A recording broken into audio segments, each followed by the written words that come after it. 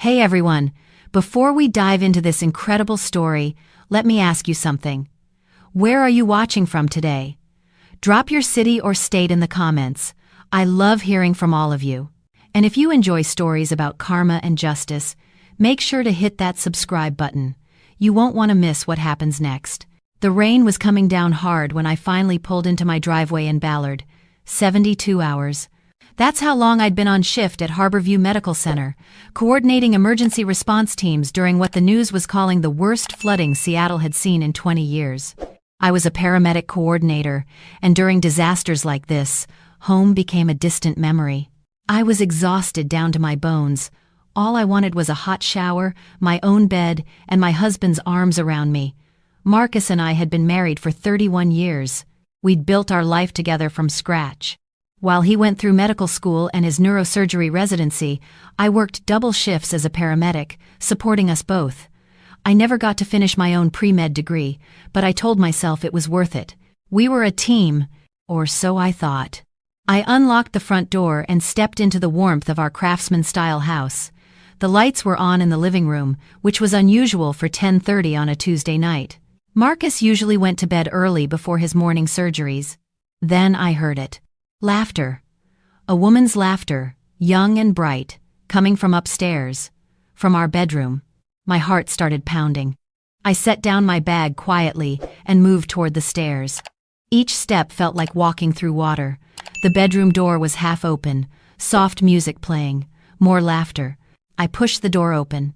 Marcus was there, sitting on our bed in his expensive silk pajamas. And next to him, curled up in my favorite cashmere throw, was Natasha Whitmore. I recognized her immediately. She was the new interior designer Marcus had hired 3 months ago to renovate his office at the hospital. She was 34, blonde, and wearing my silk robe, the ivory one my mother had given me before she died. They both looked up. Marcus's face went pale, but he didn't move, didn't jump up, didn't try to explain. Natasha just smiled, a slow, satisfied smile. "Elena," Marcus said. His voice was flat, emotionless. "You're back early." "Early?" I whispered. "Marcus, what is going on?" He stood up, calmly, like we were discussing the weather. "Elena, we need to talk, but not here. Natasha, give us a moment." Natasha didn't move. "Actually, Marcus, I think I should stay. We discussed this. The three of us need to have an adult conversation." "The three of us?" My voice came out strangled. Marcus sighed, like I was being difficult. "Elena, I've been trying to find the right time to tell you. Natasha and I have fallen in love. We're getting married." The room spun. "Married? Marcus, we're married. For 31 years. Not anymore." He reached into his nightstand and pulled out a manila envelope. "I filed for divorce 6 weeks ago. You've been served." I stared at the envelope like it might explode. 6 weeks ago? You were never home anyway. Always at work. Do you know how embarrassing it is when my colleagues ask about my wife and I have to explain that you're a paramedic? Not a doctor, not even a nurse practitioner. Just a paramedic. Each word was a knife. I sacrificed my medical career for you. I worked so you could go to medical school. And I appreciate that, really. But Natasha understands my world. She's sophisticated, successful, ambitious. She fits into the life I've built. Natasha stood up, wrapping my mother's robe tighter around herself. "Dr. Chen, maybe I should explain things. The divorce papers give Elena a very generous settlement, enough for a fresh start." She reached over to the dresser and picked up a small bag. "These are her things, everything she needs." I looked at the bag. It was a grocery store plastic bag. Inside I could see a few of my old scrubs, some underwear, a toothbrush. My things? This house is full of my things. 31 years of my life. Marcus shook his head. "Elena, be reasonable. This house is in my name. The cars, the investment accounts, everything. When we got married, you had nothing. Your family had nothing. I built this life. You just happened to be there." I felt something break inside me. Something that had been holding me together for 3 decades. "You need to leave now," Marcus continued. "I've changed the locks. Your key won't work after tonight. The settlement offer is in the envelope. If you sign without making trouble, there's enough for first and last month's rent on an apartment. An apartment. After 31 years, he was offering me enough for an apartment. Natasha walked over and handed me the plastic bag. I'm sorry you're upset, but Marcus and I have a life to build. You should probably go now. I looked at my husband. This man I'd loved since I was 23. This man I'd worked 70-hour weeks to support through medical school. This man who was now looking at me like I was a stranger he was trying to politely dismiss. I took the plastic bag. I took the envelope. And I walked out of the house I'd called home for 26 years. The rain had stopped, but the night was cold. I sat in my 12-year-old Honda CR-V in the driveway, staring at the house. Through the bedroom window, I could see Marcus and Natasha. They were laughing about something. I opened the envelope with shaking hands. The divorce papers promised me nothing. $15,000. That was it. 31 years of marriage, and he was giving me $15,000. I pulled out my phone. Battery at 11%. I opened our joint bank account app.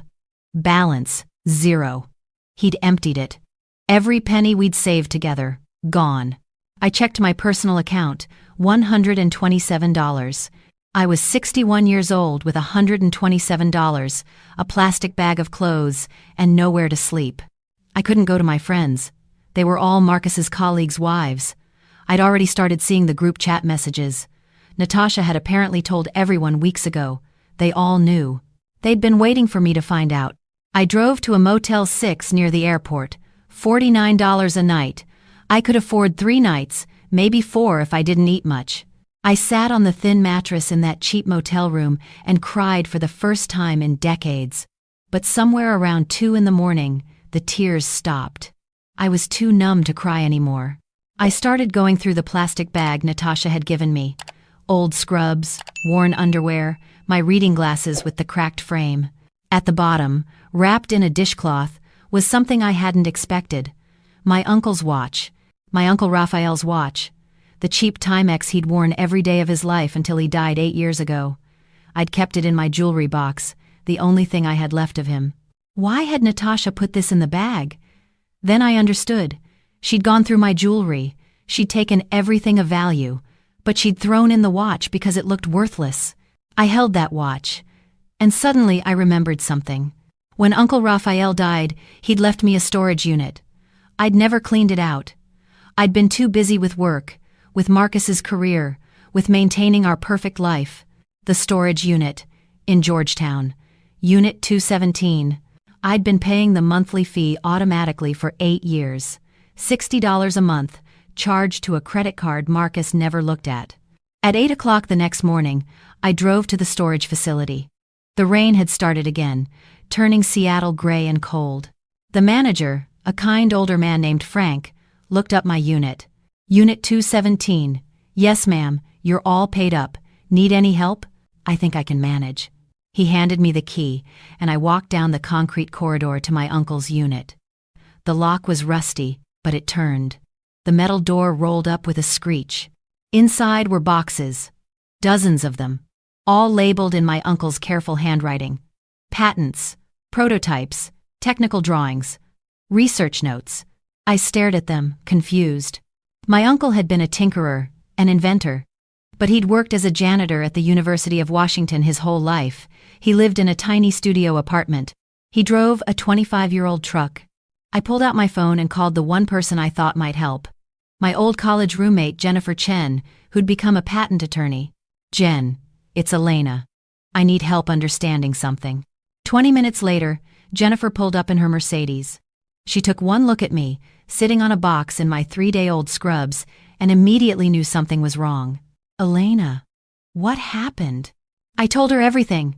Marcus, Natasha, the divorce, the storage unit. Jennifer's face went cold with anger. That bastard. But never mind him right now. Let's see what your uncle left you. We started opening boxes. Inside were patents, dozens of them, filed between 1988 and 2004, all in Uncle Raphael's name. Jennifer pulled out her laptop and started searching the patent numbers. Her eyes got wider with each search. Elena, she said slowly, do you know what these are? Old inventions? Things that didn't work? Some of these worked very well. In fact, she turned her laptop toward me. This one, patent number 5836421, gesture recognition for touchscreen devices, filed in 1993. This technology is currently licensed to Apple, Google, Samsung, and about 15 other companies. I stared at the screen. That's impossible. My uncle was a janitor. Your uncle was a genius who happened to work as a janitor. Jennifer kept searching. Oh my God. Elena, these patents have been generating licensing fees for years. Where have the royalties been going? I don't know. Uncle Raphael died without a will. I thought he had nothing. Jennifer pulled out her phone and made a call. David? It's Jennifer Chen. I need you to run a patent royalty search. Yes, right now. This is urgent. She gave him the patent numbers. We waited. 5 minutes felt like 5 hours. Her phone rang. She listened, her face going pale. She hung up and looked at me. Elena, your uncle's patent portfolio has been in probate administration for 8 years. Because he died without a will and you're his only living relative, all accumulated royalties have been held in a trust account, waiting for you to claim them. How much? I whispered. Jennifer's hand was shaking as she showed me her phone. The estimated total, including accumulated royalties and projected future earnings from active licenses, is approximately $83 million. The storage unit floor seemed to tilt beneath me. That's not possible. It's very possible. Your uncle wrote some of the foundational code for touchscreen gesture recognition. Every swipe, every pinch to zoom, every tap on a smartphone generates a fraction of a cent in licensing fees. Multiply that by billions of devices over decades. I couldn't breathe. My uncle, who lived on ramen noodles and rode the bus everywhere, had been sitting on $83 million? Jennifer was already making more calls. Within an hour, we were sitting in a conference room at her law firm. David Park, the patent specialist, spread documents across the table. Mrs. Rodriguez, I need to verify your identity and your relationship to Rafael Martinez. Do you have documentation? I showed him my driver's license, my birth certificate, Uncle Raphael's death certificate. He examined everything carefully. This all checks out. Your uncle filed very specific instructions with the patent office. All royalties were to be held in trust until you claimed them. He had one condition. His voice softened. He wanted you to use this money only if you truly needed it. Only if your life had reached what he called a breaking point. I thought about sitting in that motel room last night. 61 years old with $127 and a plastic bag of clothes. I've reached the breaking point, I said quietly. David nodded. Then, Mrs. Rodriguez, it's my responsibility to inform you that as of today, all trust assets are released to you. He slid a folder across the table. These are the account details, the full patent portfolio, and the contact information for the trust administrator. Jennifer put her hand on my shoulder. Elena, there's something else. Your uncle left you a letter. It was supposed to be given to you only when the trust was activated. She handed me an envelope. Yellow with age, sealed with wax, my uncle's handwriting on the front. For Elena, when the storm comes. I opened it with trembling hands. My dearest Elena, if you're reading this, then something has gone terribly wrong in your life. I wish I could be there to help you, but since I can't, maybe this will do instead. You probably spent your whole life thinking your uncle was a poor man who never made anything of himself, a janitor with crazy ideas, and in many ways, that was true. I never wanted fame or fortune. I wanted the work itself, the solving of problems, the joy of creation. But I also knew the world we live in.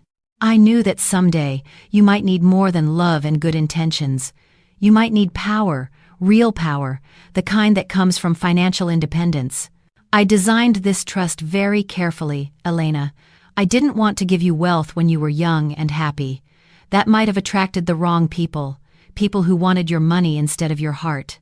And I didn't want you to think you needed to rescue your old uncle from poverty.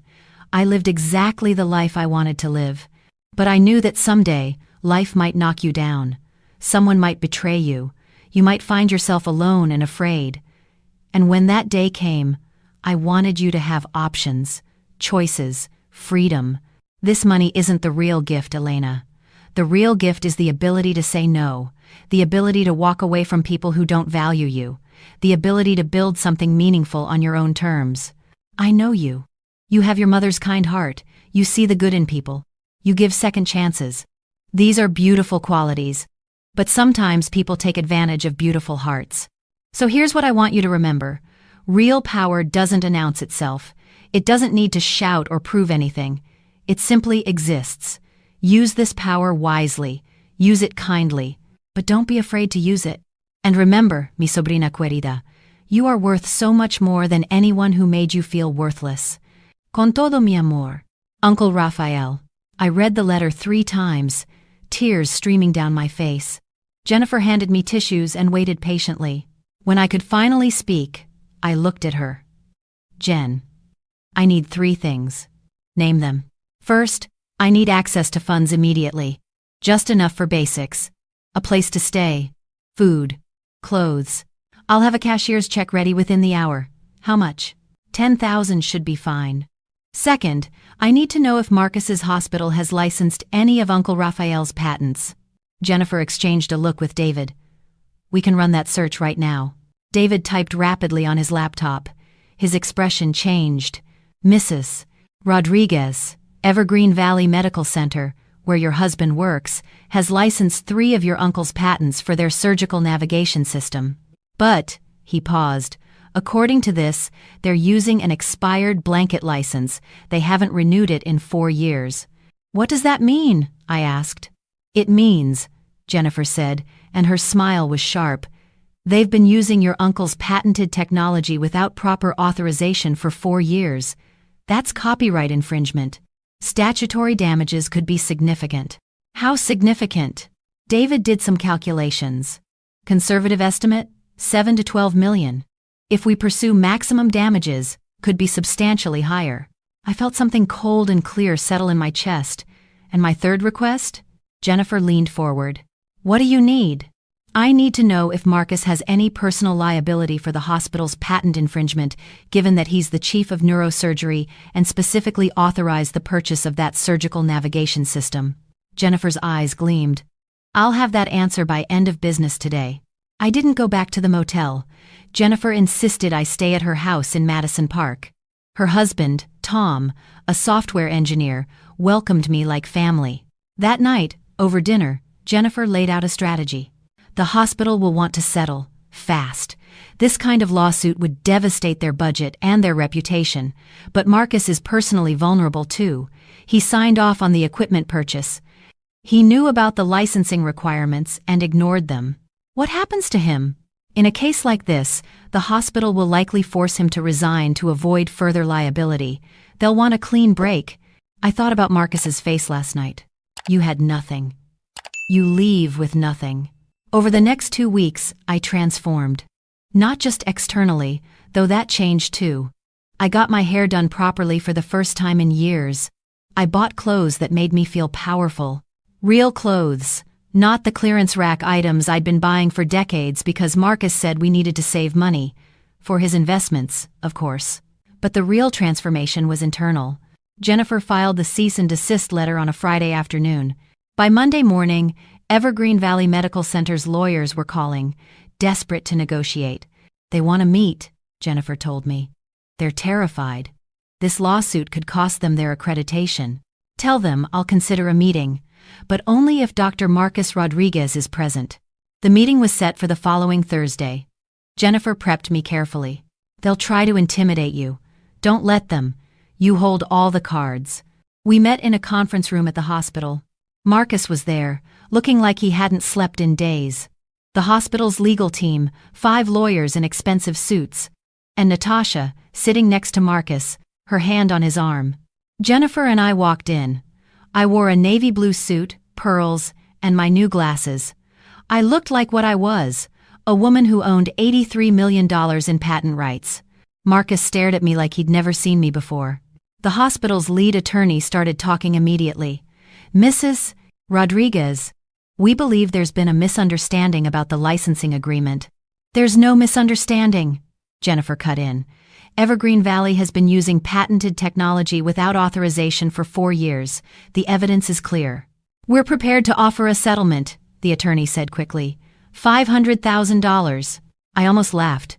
500,000? Jennifer didn't even blink. My client will accept nothing less than $8 million. Plus, she has additional terms. Additional terms? Marcus's voice was strangled. I looked at him directly. Yes, Marcus. Additional terms. First, you will resign from your position as chief of neurosurgery, effective immediately. Second, you will sign an amended divorce agreement that gives me what I'm legally entitled to from our marriage. And third, you will return my mother's silk robe to me by the end of this week. Elena, Marcus started, but I held up my hand. I'm not finished. The hospital will pay the $8 million.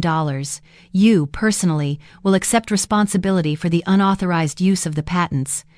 And the divorce settlement will reflect my contributions to your career over 31 years. My attorney has calculated that amount. Jennifer slid a document across the table. Based on Mrs. Rodriguez's financial support during Dr. Rodriguez's medical education, her sacrificed earning potential, and her non-financial contributions to the household, we're requesting $4 million in addition to the standard division of marital assets. The room went silent. This is insane, Natasha said. She looked at Marcus. Tell her this is insane. But Marcus was staring at the documents. Elena, where did you get this money for lawyers? For this lawsuit, you had nothing. I had my uncle's legacy. The uncle you said was a worthless janitor who never made anything of himself. Turns out, Uncle Raphael was a genius who wrote the code that makes your iPhone work. Every swipe you make, every tap, generates royalty payments that go directly to me. $83 million worth, to be exact. Marcus's face went white. Raphael, the janitor? The inventor, I corrected. And he left everything to me because he knew that someday I might need protection from someone exactly like you. I stood up. You have 48 hours to accept these terms. If you don't, we proceed with the lawsuit. Discovery will be very interesting, Marcus. I'm curious what else we'll find about your financial dealings. I walked out of that conference room and didn't look back. The next 48 hours were fascinating. I heard through Jennifer that Natasha left Marcus the day after our meeting. She'd posted on Instagram about a toxic situation she needed to escape from. Last I heard, she'd moved to Portland. Marcus signed everything.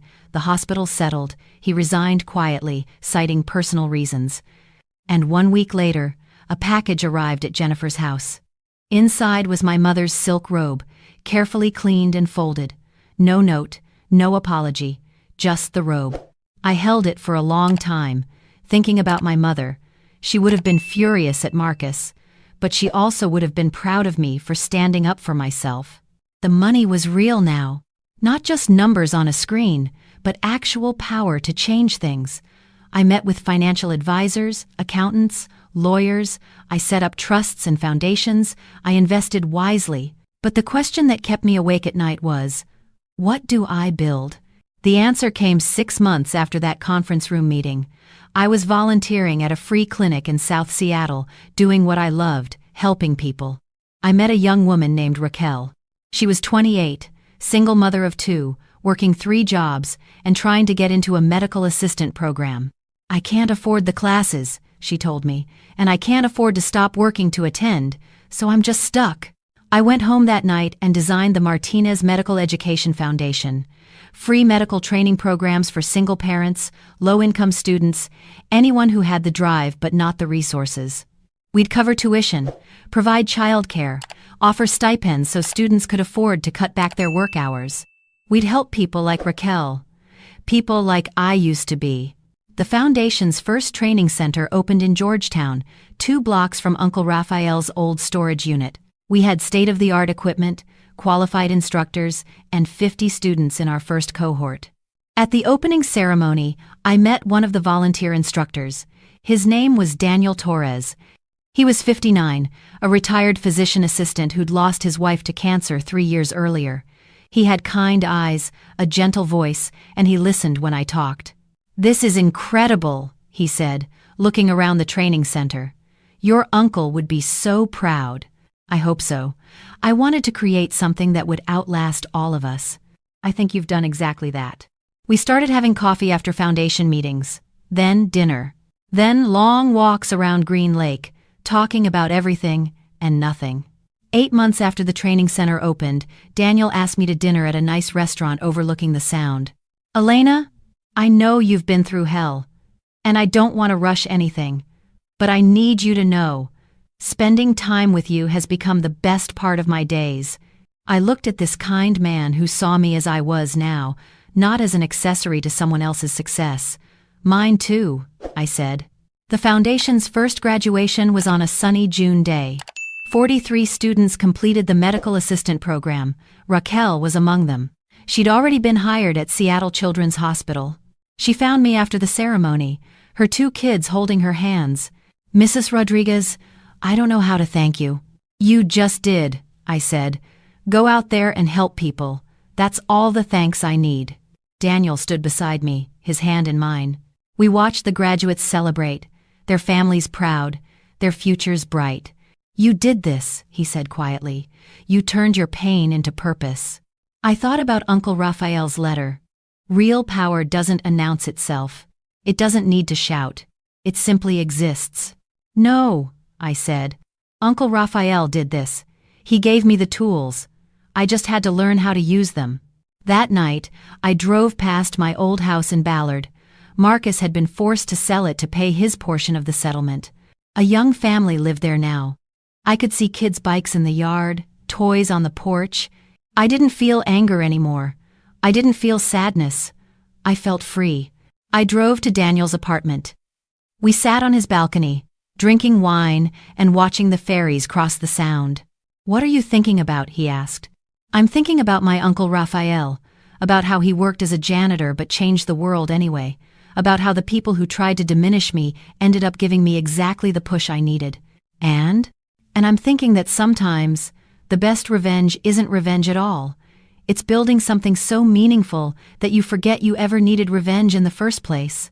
Daniel raised his glass, to Uncle Raphael, and to new beginnings. I clinked my glass against his. To new beginnings. And for the first time in my 61 years, I wasn't thinking about what I'd lost. I was thinking about what I'd found. Myself, my purpose, and maybe, just maybe, a love that valued me for exactly who I was. That's my story, everyone. From a plastic bag in a motel room to building something that will help people pursue their dreams for generations to come. If you enjoyed it, please give it a like. And I'm serious about wanting to know where you're watching from. Your comments mean the world to me. What would you have done in my situation? Would you have taken the settlement or fought back? Let me know in the comments. I read every single one. And hey, if you haven't already, hit that subscribe button. I've got plenty more stories about karma, justice, and the unexpected ways life can turn around. Trust me, you won't want to miss what I'm sharing next. From Seattle, Washington, this is your friend at Twisted RQT Stories, reminding you that sometimes the people who underestimate us end up giving us exactly the push we needed to discover our own power. See you in the next one.